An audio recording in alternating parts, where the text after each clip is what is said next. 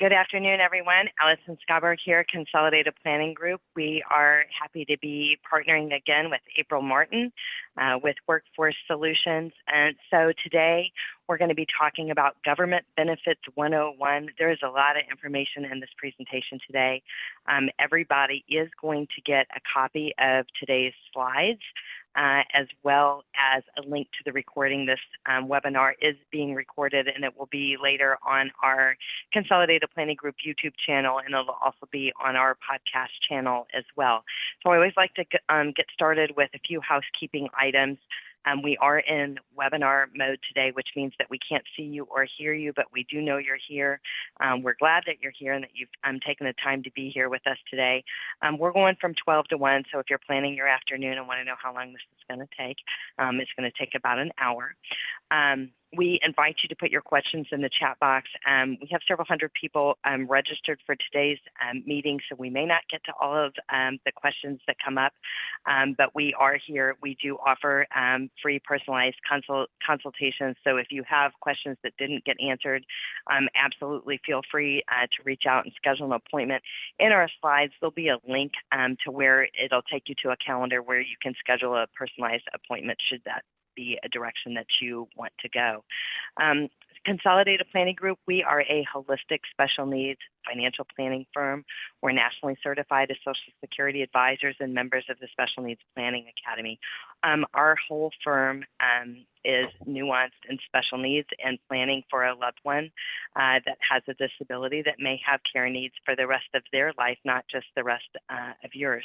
So, we really take time and we put, transition plans in place. We help people open up ABLE accounts. We help people understand how and when to apply for benefits and what benefits they may be eligible for. So we're going to take a deep dive in all of that today. But before we kind of go down that highway, I want to turn it over to April, and I want her to talk to you a little bit about VR and the workforce offices and some of the programs that they have that are really available to our community, our loved ones with a disability who have impediments to employment. So April, tell us all about that. Hi, Allison. Thank you so much. So VR and workforce offices are often co-located together. We only have 2 sites, I believe, in the state that are not co-located.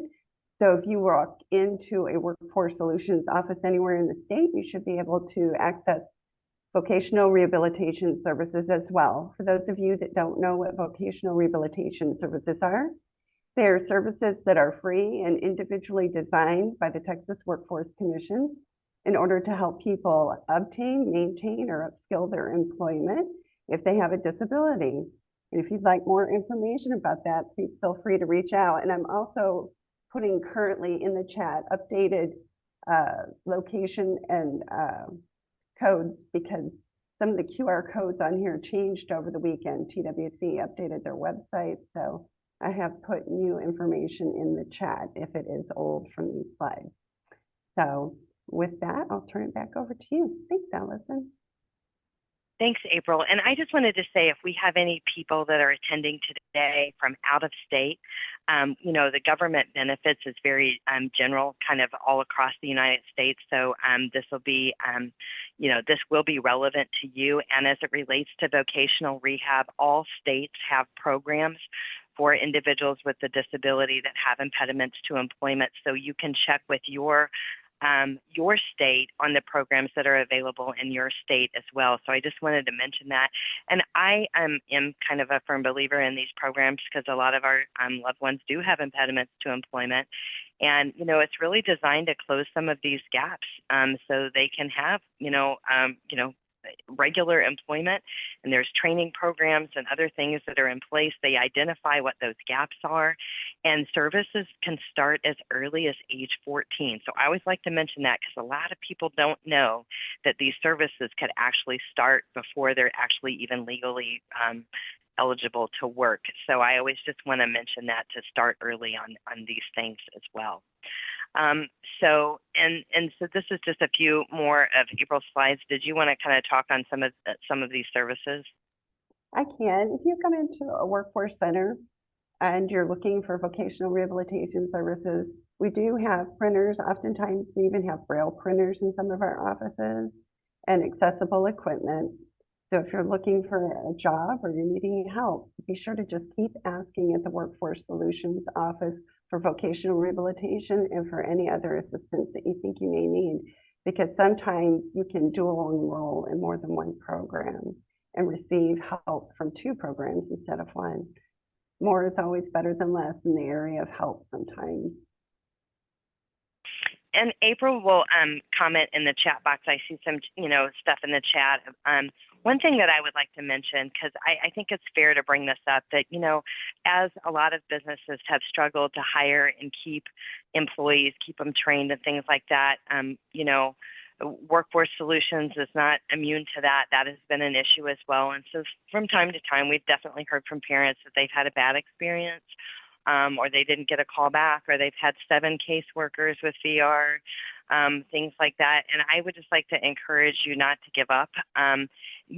There is you can start my VR online. There's a start my VR online, and they are a little bit backed up, but you can also call those local offices. You can go into those local offices and you can get the train moving a little bit quicker by directly contacting, somebody. And furthermore, most of the schools, these public high schools, and even some of the private schools and things like that, they have what they call a VR counselor. So you can talk to your guidance counselor at school, and they can identify who the VR counselor is at your school. But if you're running into a brick wall, you're not getting phone calls back or correspondence back, there is support, and there are managers, and it can be kind of kicked up. So I just want to encourage people not to give up on that, because the programs are good. There's the pre-employment training service program. There's the summer earn and learn program that maybe some of you have heard for when your kids are still in school. There's job coaches. There's all kinds of things that are available for our loved ones. So I think it's worth your time. There is some considerable effort that goes in on your part. You have to prove that the individual has a disability that has an impediment to employment. The student really needs to be involved and engaged and wanting to do this, as opposed to the parent wants them to do it and the kid has no interest. So there are some things that we have to do as parents to kind of keep this train moving. But I personally just wanted to encourage people not to give up on the process, even if you've hit some walls with it, because you can get reassigned a new counselor if that is necessary as well. Okay, so you guys are going to get, again, a copy of these slides and a link to the recording today. So all the links that are in here and the various programs and things like that are in here, you'll have that as well. So we kind of already talked a little bit about who we are and how we work. One thing that I always like to mention is there is, fewer than 0.1% of all financial advisors in the U.S. are nuanced and special needs. And when we have a loved one with a disability, our situation is specialized, and it is really, really important to work with a specialist. A lot of times people don't understand, because it really hasn't mattered thus far, because maybe you made too much money, you had too much money in the accounts, whatever, and your child really never qualified for anything up to this point. But everything changes when they turn 18. So prior to age 18, when it comes to government benefits, prior to age 18, they're looking at the parent's income and assets, not the child. And once a child turns 18, when it comes to proving eligibility for SSI, SSDI, other programs and things like that, it's based off of the child's income and assets, not yours, as soon as they turn 18. So even though you've been clipping along all these years for 18 years and have never qualified for anything, everything can change drastically once they turn 18. And it's really, really important that you have money in the right buckets to maintain the eligibility for these programs. And we're going to go much deeper on that. So I like to spend time talking about the difference between SSDI versus SSI. The Social Security Administration has many acronyms that they use. Some of them sound synonymous, and they're not, and some of them don't sound synonymous, and they are. Okay, so one thing that I find confusing is SSDI, Social Security Disability. Well, it would only make sense that if my child is disabled, then maybe they would qualify for Social Security Disability, right? And the answer is wrong. That is incorrect. So that's a myth. SSDI, the source of the payment for SSDI is through the Disability Trust Fund. This is basically an insurance that as workers, we earn by paying Social Security taxes on our wages.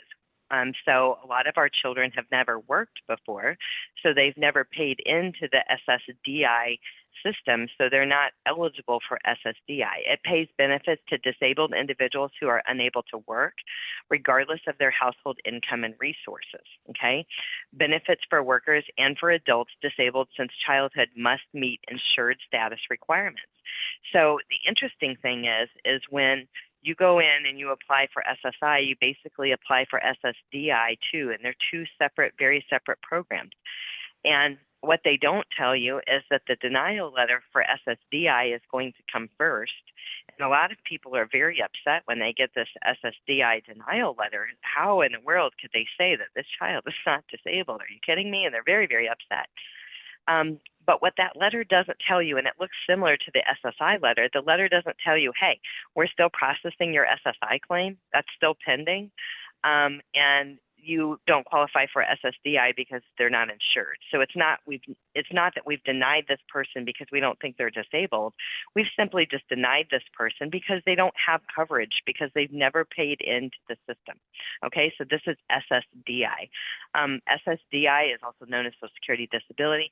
And the other form of Social Security retirement, is something that we have as well. So when you're working, you're paying in for the Social Security Disability system, you're paying into Social Security. So one day when you retire, you can turn on your retirement benefits through them.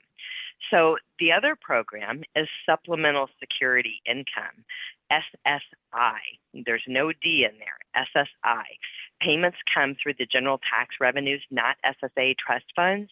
This is a needs-based public assistance program that does not require a person to have a work history. This pays the disabled individuals who are unable to work and have limited income and resources. Benefits for children and adults in financial need, again, must have limited income and resources.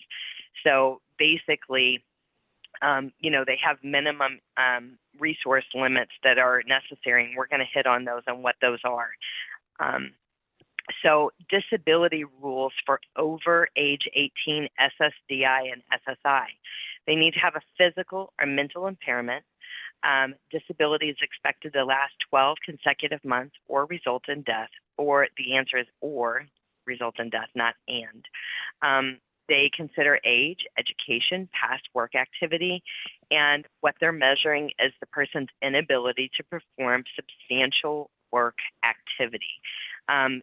So a substantial work activity, and a lot of times they use the term a substantial gainful amount, which we're going to talk about that in just a moment. So for 2023, SSI benefit rates are $914 per month.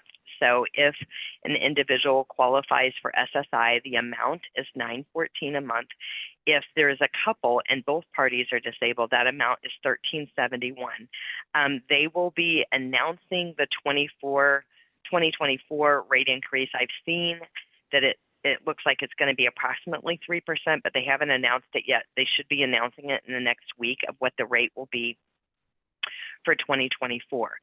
So as far as the $914 a month is concerned, they deduct if a person is not paying rent. SSI is for food and shelter. So if the individual with a disability is not paying or doesn't have a fair share agreement or a rent agreement in place, they're going to deduct 1/3 of the $914. So I don't know the exact math, maybe it's $641.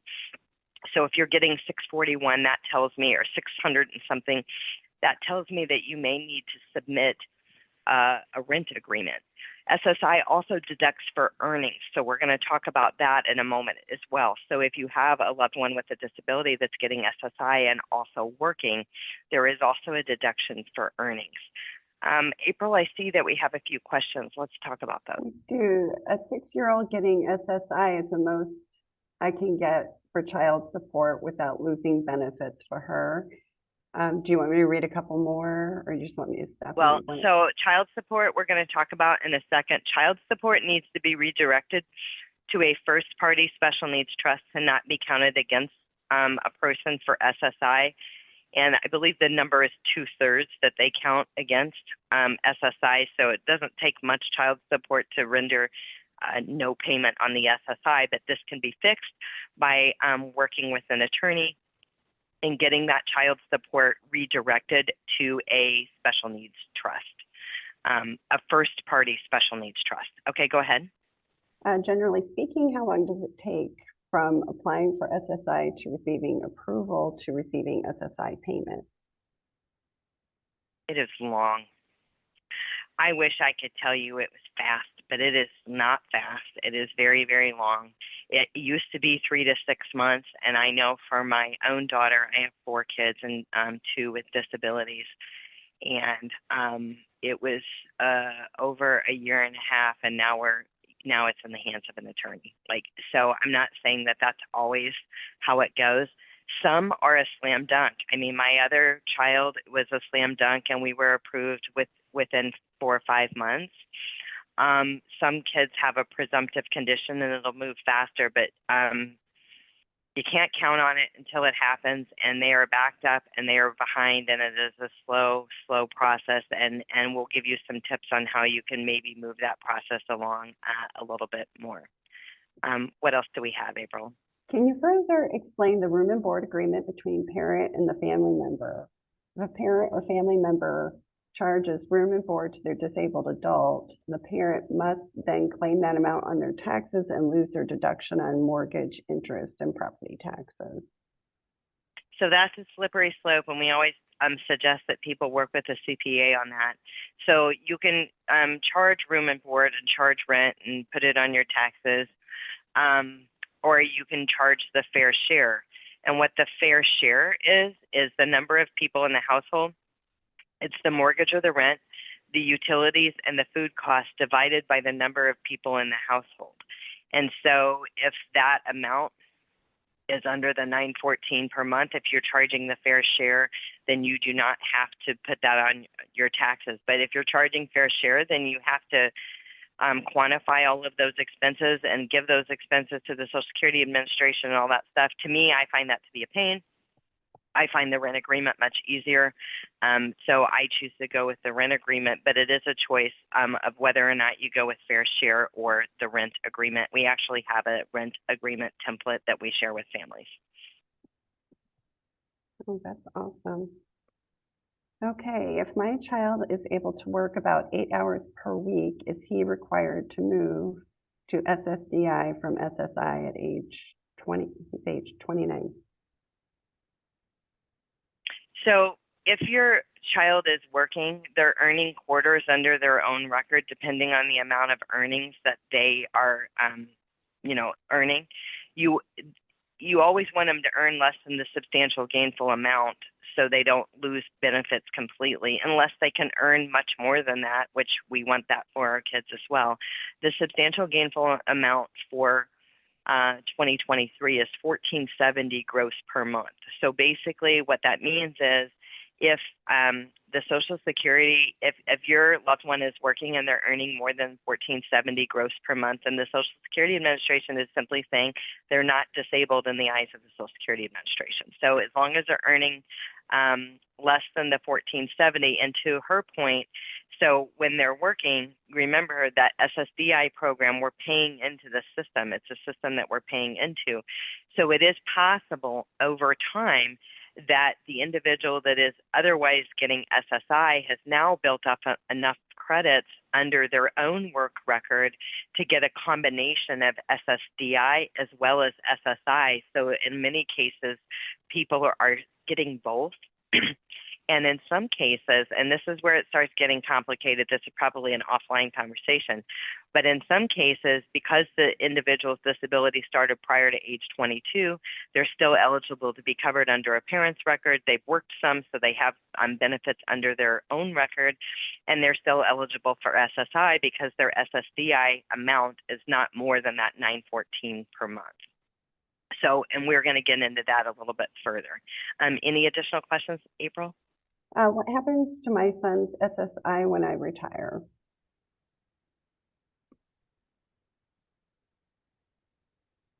So when you retire and you turn on your own Social Security benefits, our kids that disability started prior to age 22 has the ability to be covered under a parent's record.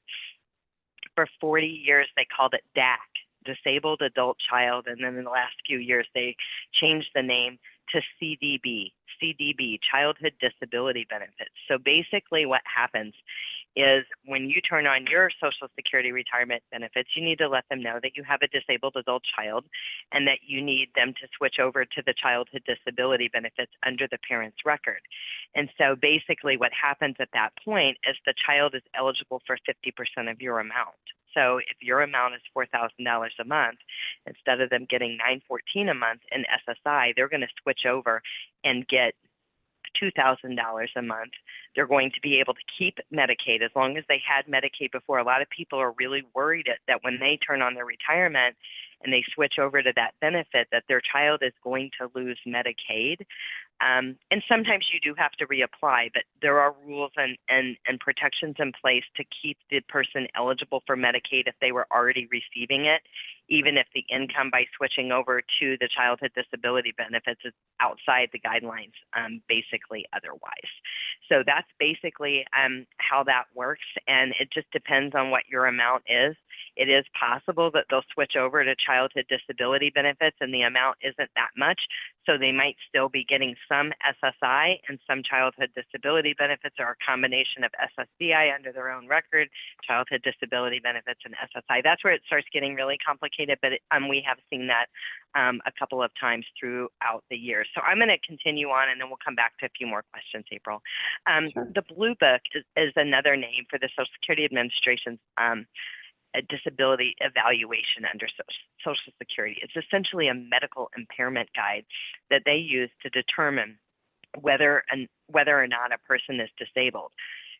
You're going to want to look up the diagnoses, all of the diagnoses. What do you have to prove to be disabled in the eyes of the Social Security Administration to qualify for benefits? I always say don't forget anything. Okay, so we might already know that your child has, autism, and maybe they have ADHD and anxiety and depression and alphabet soup of all kinds of things. Don't forget anything. If they have insomnia along with all of the other things, if they have an intellectual disability and an IQ below 70, whatever they have, look all of them up in this medical impairment guide. And I find this helpful when you're getting ready to apply. You should know that the Social Security Administration is going to get the medical records from the doctors. This is going to include specialists. It's going to include primary care physicians and stuff like that. And so I had the guidelines, and I had, basically printed out the guidelines of what we needed to prove for, my child to be disabled. And I said, they're going to ask for your records. I'd like you to send me what you would send, because I want to see if I can discern that we have the inability to do these things. Is the wording in the medical records clear enough for the Social Security Administration? And when I looked at ours, it wasn't. So they corrected it. It wasn't anything that was, wrong or dishonest. It was just omitted, right? And it's like, no, this is where we need it to be clear. Most people don't want anything bad in their medical records, but when you're trying to prove eligibility, you want the Social Security Administration to be able to see what those impairments are and how it affects the individual, because they're using this criteria. So this is out online. You'll have a link to it in the slides, but you're going to want to look up every single one of those diagnoses. Okay, so thinking about what should you apply for and when. We talk about applying for SSI the month of your child's 18th birthday. Appointments should be scheduled for a few months in advance for after they turn 18. So as I mentioned, the Social Security Administration is very, very busy. They do take walk-ins, but if you don't mind sitting there for 6 hours, I don't suggest walking in there without an appointment. I strongly suggest an appointment if you're going in to do your application. Now, if you are applying for childhood disability benefits, in the example of the person that said about, what about when I retire? You cannot apply for childhood disability benefits online. There's a lot of things that you can do online, but you cannot apply for the childhood disability benefits under a parent's record online. They may change that, they may upgrade things, but that is as it is right now. But last year, they launched a tool to apply for SSI online as opposed to having to do it in person. And so I like this option because it takes 5 minutes or less. Honestly, I'm not even like, minimizing it. It takes about 5 minutes to state your intention to apply for SSI for your loved one. And basically what it says is, thank you, we have your request, and somebody from our office will call you in a couple of weeks to set an appointment to take your application. And at the point when they call you, they're not calling to do the application. They're calling to set an appointment to either come in or to do the application over the phone. But the reason I like this online option is because it saves the date of the application. And it backdates it. It'll backdate. So even if it takes a year for them to approve benefits, they're going to go back and do the back pay of all of those months once they've been approved. So when you're getting ready for your application, so I cannot stress enough. I know we like to plan ahead and have a plan and work our plan. And I was talking about if you weren't wanting to schedule an appointment. So for instance, right now we're in October. If I have a kid that's turning 18 in December, I might call now and try to schedule an appointment for the day after they turn 18 in December. There's no benefit or value of you having an appointment before then, because if you do, it's going to be based off of your income and assets, not the child's. And you're going to get denied, and you're going to have to start all over again. So I just want to stress that to you. That's, that is definitely how it works. So to get ready for your application, you want to have evidence that demonstrates that the child's disability began prior to age 22 to qualify for the childhood disability benefits, formally, again, called DAC. Some of the Social Security Administration workers, they've worked there for a very, very long time. They use that term DAC for 40 years. And they still use it, but it's the same as childhood disability benefits, but I just want you to know that. Gather medical history, physician's name, address, phone number. What I did is I created a folder on my desktop, and I put in the physician's name, address, and phone number, and think all of them, the PCP, the cardiologist, the neurologist, whoever the specialists that you see. A lot of our kids see specialists, all of them, psychologist, psychiatrists. They don't care about licensed clinical social workers or counselors that aren't, MD or doctors. But any of the mental health stuff, make sure you capture those as well. Diagnosis history. What were they diagnosed with when?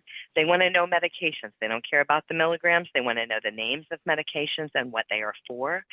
You're going to want to have the name, address, and phone number of any employer.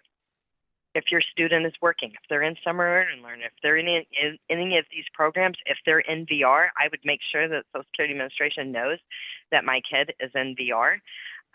They're going to want to see the last, the pay stubs. They're going to want to see the pay stubs in the last 3 months of their bank statements if they have an account.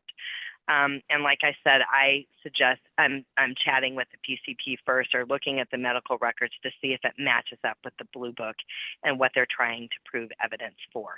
So I see we have a few more questions. I'll take a few more, April. Okay. I already have SSI for her, and I'm the payee. What about changing the SSI to the child? How does that work? And will I still be a payee for her, or will she get it?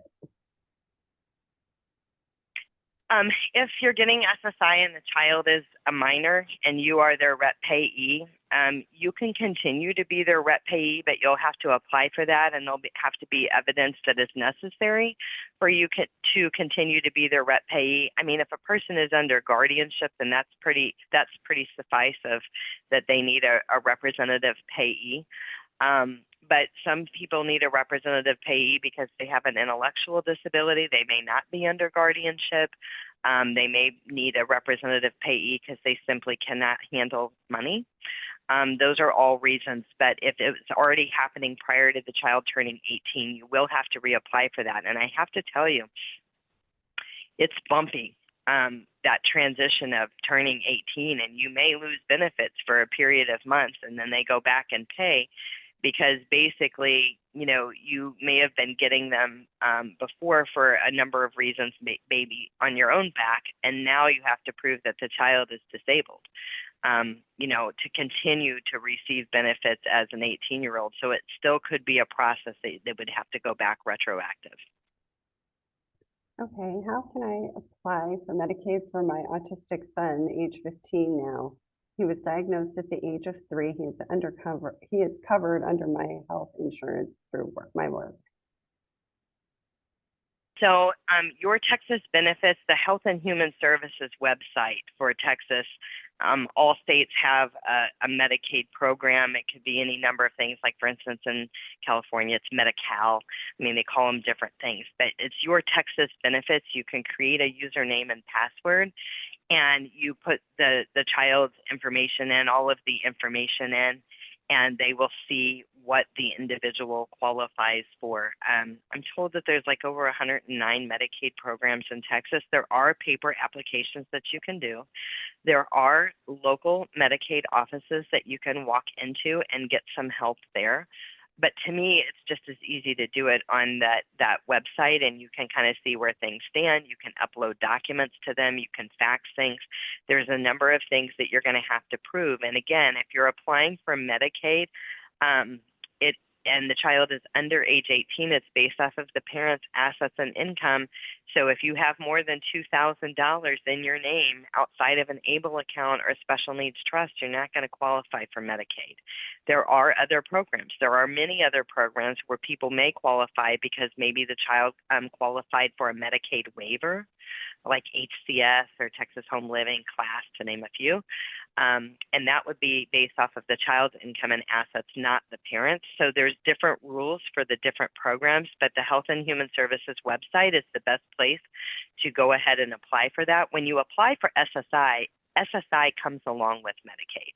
So when you're approved for SSI, then the Medicaid comes along with it. But there are many other Medicaid programs out there that you may be able to qualify for.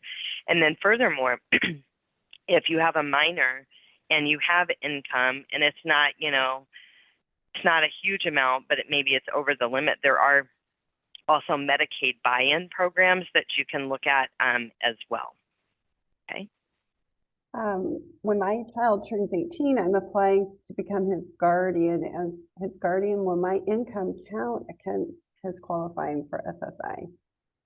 That's a great question, and the answer is no. So even if you are a full guardian, your child is under full guardianship and they live in your home, will your income and assets count for that individual? And the answer is no. Okay.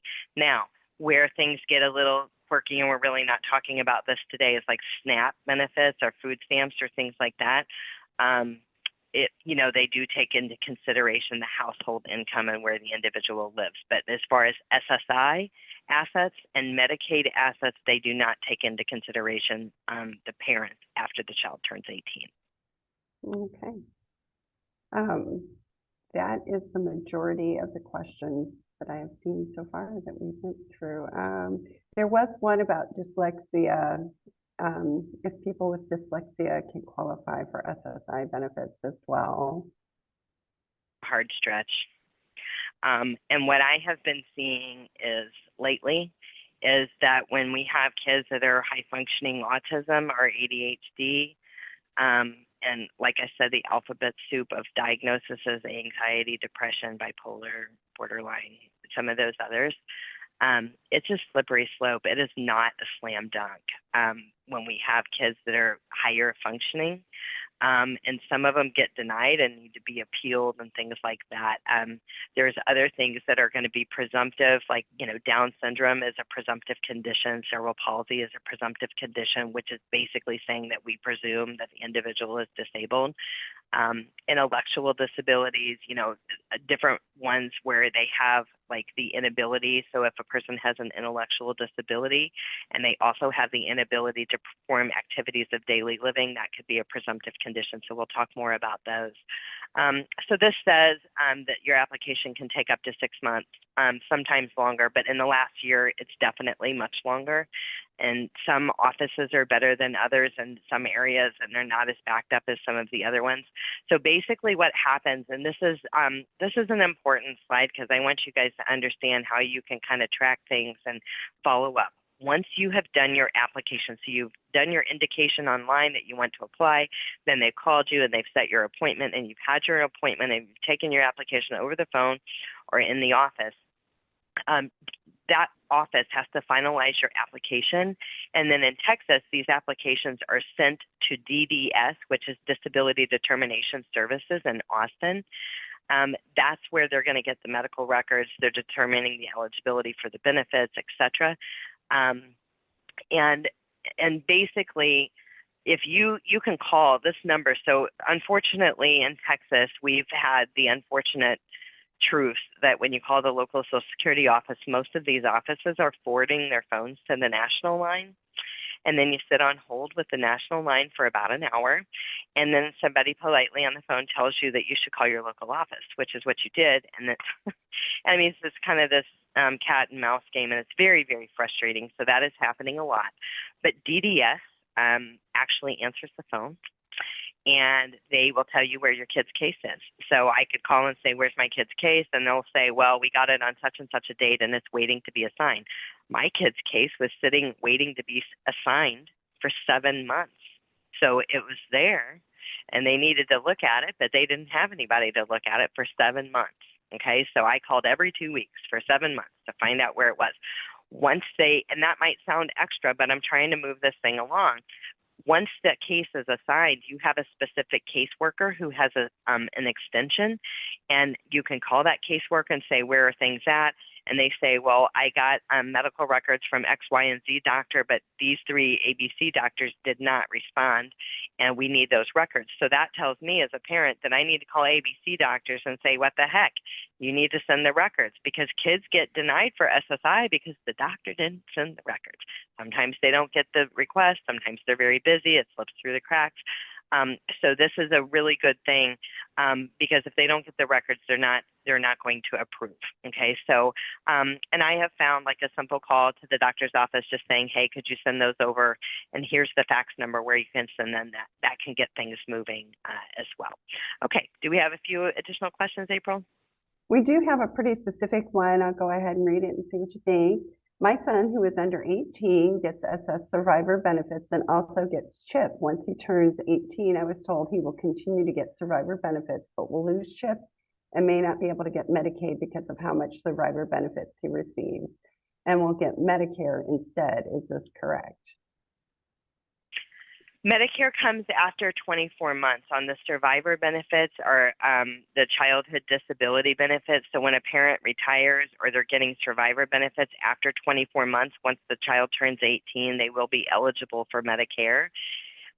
It is possible that you'll lose the CHIP. It's possible that they may be eligible for other Medicaid programs, and you can check with Health and Human Services to see what those programs may be. And if and when the child qualifies for a Medicaid waiver, then they would get the Medicaid through the waiver program. But it is better. I mean, obviously we can't plan when somebody, passes away, but it is better for the child to qualify for Medicaid first. So like if you're on the line of retiring or not to retire and your child is 17, don't turn on your Social Security benefits until after your child has turned 18 and they have been approved for SSI and qualified for Medicaid first. Because again, there's rules in place that will allow them to keep Medicaid even if that income is higher. But if you turn your retirement benefits on first and that income is higher and they don't otherwise qualify for Medicaid, they're not going to get Medicaid. I mean, again, be encouraged because there are many, many programs out there. And although you may not qualify for one, there may be other programs that you could qualify for. We did have one other question. What about school records, which shows IQ? Will Social Security look at school records? They will look at them. I don't know that they hold a ton of weight. I mean, they want more of the medical records. They will look at those. You can send those IEPs and things like that. Any testing, neuropsych testing, learning disability testing, anything that's showing the diagnoses and what those impediments are things that you could submit. And if your child is in VR tends to do quite a bit of testing to discern what those impediments to employment are. So some of that testing may have been done and provided through VR, and so you may have more recent testing that way. But anything that you already have that you can get your hands on will expedite the process. They're going to send for medical records, but if you have other things that tells the story, that identifies the issues and how they affect the individual, like the Blue Book wants it laid out, that will help things go along. So one thing I want to talk about is a presumptive disability. So basically, if a person has a presumptive disability, they're also called compassionate allowances, is basically we presume that the individual is disabled. They can basically fast track and start paying before the application is even approved. So you can Google compassionate allowance or presumptive conditions to see if your loved one has any of the presumptive conditions. They're adding more and more every day. There's over 200 compassionate allowances out there. So what I would say is know if your child has a presumptive condition or not, and don't be afraid to throw that around with your SSI person that's taking your application. Well, I understand my child has a presumptive condition. I understand that this fast tracks my application. Are you marking that on there? I would mention that because if they qualify for a presumptive condition, you definitely want them to be marked for that fast track program, and sometimes not mentioning that would cause that. So amputation of a leg at the hip, total deafness, no sound or perception in either ear, total blindness or no light, and misspelling on there, no light perception in either eye, bed confinement or immobility without a wheelchair, walker, or crutches due to long-standing condition, stroke, more than 3 months in the past, continued marked difficulty in walking or using hands or arms, cerebral palsy, Down syndrome, intellectual disability, again, if they don't have the ability to perform ADLs. These are examples of some of the compassionate allowances that are out there. Okay, so working in SSI, I'm going to continue on and we'll take some more questions at the end because I want to get through the slides. Working in SSI, how does working affect SSI? So I just used the example. So SSI is $914 a month. So let's say the individual is working, they're earning $1,200 gross monthly earned income. There's a $20 general exclusion and $65 earned income exclusion. So basically they don't count the first $85 if the person's working. So that would take the $1,200 to $1,115.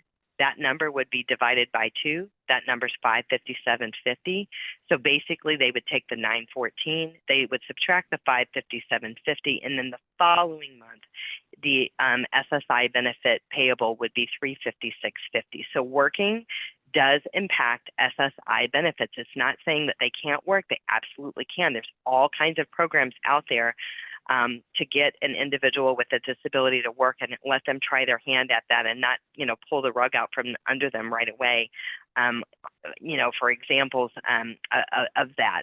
But the key thing that you want to know here is that if they earn more than the substantial gainful amount, that $1,470 gross per month, is during that application process. If they're earning more than $1,470 gross per month, then they're basically not considered disabled.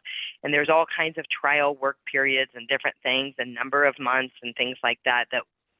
We have that on our YouTube channel, like where we go into the details of kind of the trial work period and stuff. And the other place that you can read more about that is the Social Security Red Book. The Social Security Red Book talks about earnings and how earnings affect the different programs, specifically SSI and SSDI, because earnings affects different programs differently. One thing that I want to talk about very briefly here is the student earned income exclusion. There is a such thing as excluding your student's income if they're between the ages of 18 to 22. and they're regularly attending school. It could be homeschool, it could be high school, it could be college, it could be a transition program, but you have to request the student earned income exclusion. It's not automatically applied, and you have to request that through the Social Security Administration, and basically that is basically saying that they won't count their earnings and they won't reduce their SSI if they're a full-time student during the ages of 18 to 22. Okay, so we talked about the Social Security Red Book.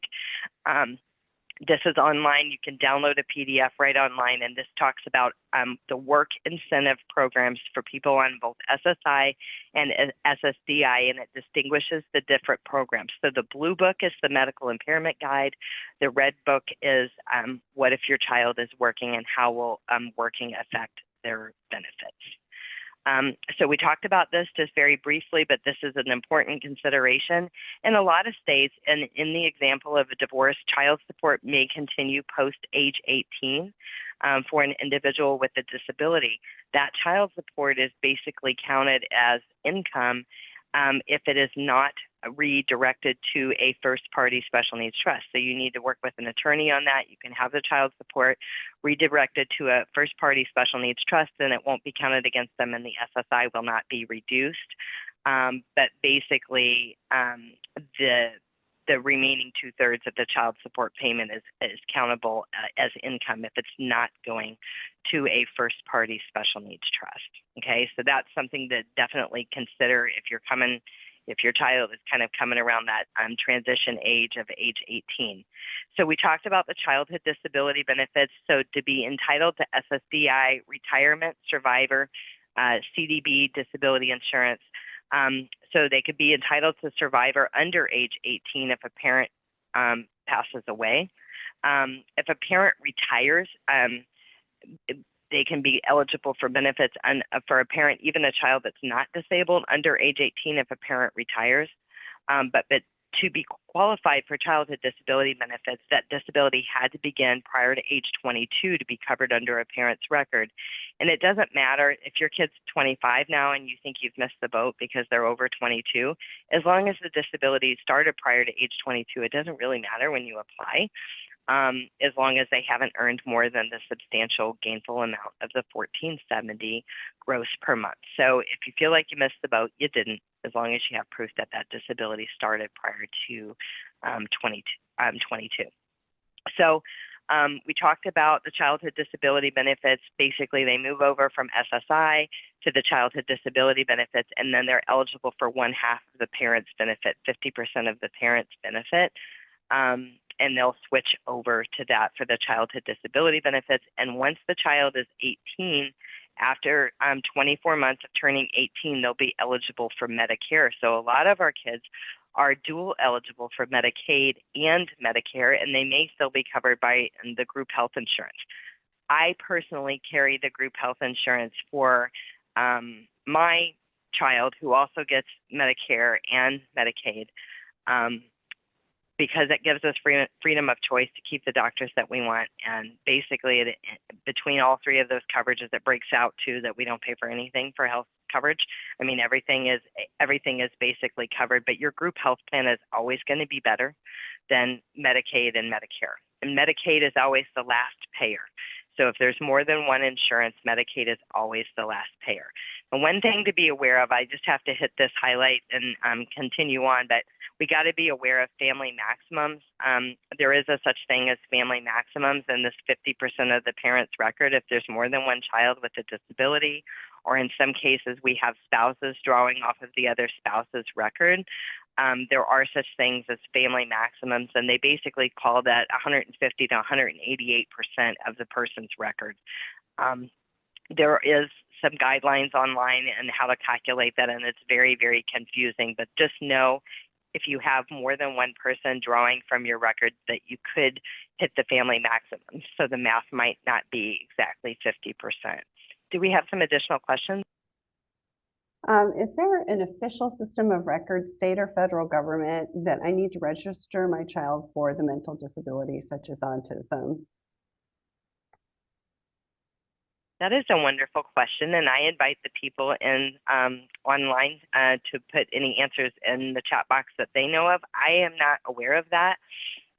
I do know that like on the Texas like state ID or driver's license that you can identify somebody with the on their state ID as an individual that has a disability, and I know that that is helpful for law enforcement and things like that. So I do suggest that, but I'm not sure of any other databases on that. Okay. And then we have SSI and Medicaid. How do we apply for Medicare? So SSI and Medicaid, they come together, and the individual is not eligible for Medicare until you turn on your Social Security benefits or Social Security disability benefits. They're over age 18 and 24 months has elapsed, or they are eligible for SSDI under their own record. And then 24 months after becoming eligible for SSDI under their own record, then Medicare comes with it. So there's no other special provisions or Medicare application for that. And then we have one, can you speak to applying for 18 plus intellectually disabled individuals needing group housing and assisted living assistance? So we have, so I would invite you guys to our webinar, our YouTube channel, Consolidated Planning Group YouTube channel. There is over 300 webinars. We have multiple webinars on housing, creating your own housing options across the state, ones that take waivers, ones that don't. So we have a lot of resources out there, and we've really tried to label those webinars intelligently so you can peruse them by topic for the topic that you're interested in. Not that you have to listen to the whole thing to figure out what it's actually about. Like we have them about Medicaid waivers and how to get on the waiver interest list. We have them about what to know about applying for guardianship, special needs trust. We have all kinds of them out there. So I would invite you to the YouTube channel for that, and there'll be a link in the slides for that as well. Added that to the chat box too for anybody who was just looking. Perfect. Okay, I think that is the majority of the questions that have come in recently, or larger ones that we missed. Perfect. So making sure we protect our child's benefits, we want to make sure that we have money in the right buckets. We need to make sure that our loved one with a disability is not named as a beneficiary on any life insurance, investment, or bank accounts. We need to have a special needs trust for that individual. The special needs trust, we can leave money for this to the special needs trust for the benefit of said individual, as opposed to leaving money to them outright. When we leave money to them outright, it's over the $2,000. They lose Medicaid and SSI, like in a jiff, like it's a disaster, right? So it's really important to check your beneficiaries and your contingent beneficiaries. If you have named your special needs child as a beneficiary, that needs to change. It needs to be a special needs trust for the benefit of said child. I'm also not a fan of leaving beneficiaries minor children. So that's another kind of no-no, because when you leave a minor child a beneficiary, if you die prematurely, then that money sits in trust until they're 18, and when they're 18, then they give them all of the money. So there's a lot better ways to go about doing that, but it's important. And it's we also suggest that you have intentional conversations, because as I mentioned, there's fewer than 125 advisors in the U.S. that are nuanced and special needs. So when your mom and dad or grandma and grandpa go in and they say, I have this special needs grandson and we want to leave him some money, their advisor says, great, what's his name? And then they name him. They may not even tell you that they did it. So have intentional conversations with any well-meaning family members and let them know how to leave money the right way to your child so it won't jeopardize their benefits. So ABLE accounts is something that we can help people set up. We help people set these up all the time. There's two places that you can have money outside of the $2,000 and the requirements for Medicaid and SSI, and that is an ABLE account, 529A, under the 529A tax code, and a special needs trust. Those are the two places that you can have money outside of that $2,000 that will not be counted for benefits purposes. A 529A, it grows tax-free. There's tax-free distributions. You can put up to $17,000 a year. It's subject to the gift tax exclusion, so that'll change for 2024. It'll go up a little. If the individual with a disability is working, you can have an additional $13,590 they can put into that ABLE account. And basically, if it can be construed as achieving a better life for an individual with a disability, you can pay for it out of an ABLE account. So you make distributions from the ABLE account to the account where the SSI goes, and then you spend those distributions during the month, and you want to get those distributions out of the account prior to the end of the month. So an ABLE account is one place that you can have these funds. An ABLE account, a lot of people will say, well, why do I need an ABLE account and a special needs trust? An ABLE account can pay for food and shelter without a 1/3 reduction to SSI. So an ABLE account, we can never have more than $100,000 in an ABLE account before you disqualify for SSI and Medicaid. So you never want more than $100,000 in an ABLE account. You can have an unlimited amount of money in a special needs trust, and you can pay for food and shelter out of a special needs trust, but there is a 1/3 reduction to SSI if you do that. Okay, so that's one reason that you want to have the ABLE account. And the ABLE account, because it's tax-free and tax-free distributions, it's almost like a Roth. Now you can't have a Roth, but it's almost like a Roth, for your loved one. So it's a good account to have. These are just some items that basically is very, very broad on what a special needs trust can pay for. And some people may have heard, well, you can't pay for food and shelter out of a special needs trust. I've heard people say that to people before, and that's not true. You absolutely can pay for food and shelter out of an ABLE account, but there will be a 1/3 reduction to SSI. So that's the end of the sentence of you can't. You can, though it's just not that great of a deal. But sometimes the benefits outweigh, the decrease in the SSI. So we kind of have talked about this. Don't, unless you don't mind the 1/3 reduction to SSI, you don't want to pay for the food and shelter out of there. So rent, mortgage payments, gas, electricity, water, sewage, no cash, no food, basically the normal food and shelter cost. Okay. So, thinking about who's going to care for our child when we're gone, that's something that we spend a lot of time talking about. We help people develop a future care plan. We talk about, and we have a lot of webinars on higher education for individuals with a disability post-high school, so you can check those out. There's a lot of transition programs. There's transition programs that are available through the public schools. There's programs that are available through the private schools. There's just a lot of options out there. So what we say is research those things early. Get yourself on the waiting list. Give yourself the opportunity to say no, as opposed to wishing you were on the list and you need to say yes, and then they tell you, I'm sorry, there's a 3-year waiting list. So plan early. When you have a 14-year-old, you think you have all these years, and it goes by really quick. You blink and they're 18 or they're 17 and a half and you can't believe it.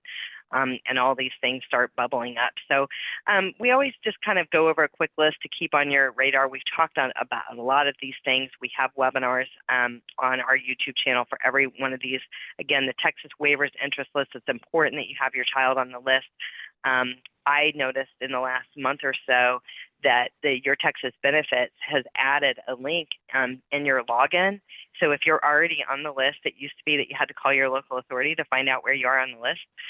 There was no website, but now Your Texas Benefits, there's a link for the waivers, and you can see exactly where your child is on the list. I thought that was really cool. It was a long time coming. So I just wanted to share that for any families that already have their kids on the list.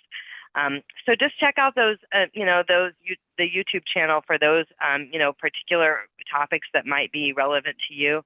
A link in the slides will have a link to all of our upcoming webinars that you can register for as well. And, anybody that is, attending or hearing this through a podcast, if you want a link to our slides, you can email us at contact@cpgcares.net, and we'll be happy to send you a copy of the slides. We work on a collaborative team here at Consolidated Planning Group. Again, we're nationally certified as Social Security advisors, members of the Special Needs Planning Academy, but also baptized by fire because we're parents too. So we eat, sleep, and breathe this. This is all we do. But we can definitely help you on your journey. And I know that we've had a lot of questions, and we probably didn't get to all of our questions today, but we offer free consultations. So this schedule link, this QR code will take you to a calendar where you can schedule a free personalized consultation, and we can kind of go over some additional questions that maybe you didn't get answered. And April, we've got one more minute, so I would be happy to take any quick last minute questions. We just have a lot of thank yous rolling in, some information that it was very good. We do have one, I'm not sure that we got to, where to find the information about family maximum when the parent retires. Where do you find that information at? It's on the Social Security website, and I'm going to warn you already. I mean, we've had actuaries look at it, and it's clear as mud, those calculations. And I think it is 150 to 188. Well, what is it? Is it 188 or is it 150? And then they really tell you. But if you type in Social Security family maximums, it'll take you to the page on that. POMS, POMS, are like the legal rules on certain things. So you can also Google a POMS on the Social Security family maximums. But one thing that I should have mentioned, I'm horrible at this, is we actually, because we're nationally certified as Social Security advisors, we have the only software out there that takes into consideration a disabled adult child. So we have an analytics software that takes in your Social Security statement, full earnings record, your spouse's, and it spits out exactly when and how you should pull the trigger on your benefits to maximize the benefits for your whole family. And it also calculates those family maximums. So if you're coming around the bend for retirement and you're thinking about these things, that is very much worth it, because what we see is this software is saving people hundreds of thousands of dollars. Because the Social Security Administration, they don't tell you, oh, by the way, did you know that you should apply for this child and care benefit? Or did you know this? Or did you know if you wait 6 more months, it'll be this much more money to you? If you go in there, they estimate as many as 75% of people that file for Social Security filed for it at the wrong time, technically. And it is a matter of preference, and we don't have a crystal ball like when we're going to pass away, and that is a factor. But this software is really, really good and like I said, it's the only one out there that takes into consideration that we have a disabled adult child and also possibly a spouse that maybe was staying home and providing caregiving services. So reach out. We can definitely help you. You're in the right place, and as always, it's been my pleasure to partner with you here, April, today, and everybody out there. Thank you for your questions. You guys asked great questions. We could do an all-day webinar on Government Benefits 101 because it's that complicated and that convoluted. But what I want to say, be encouraged. You've got this. It is stressful. You're looking at all this. You're always afraid if you walk the wrong way, they're going to turn their benefits off. But part of it is just educating yourself and advocating. But there is help out there for you. So don't feel overwhelmed and put it on the shelf of the things that you're not going to deal with because it's too much. We can definitely help you, and we're definitely glad you're here. So thanks, everyone. I hope everybody has a wonderful afternoon, and thanks again, April, for everything. Thanks, guys. Have a good afternoon.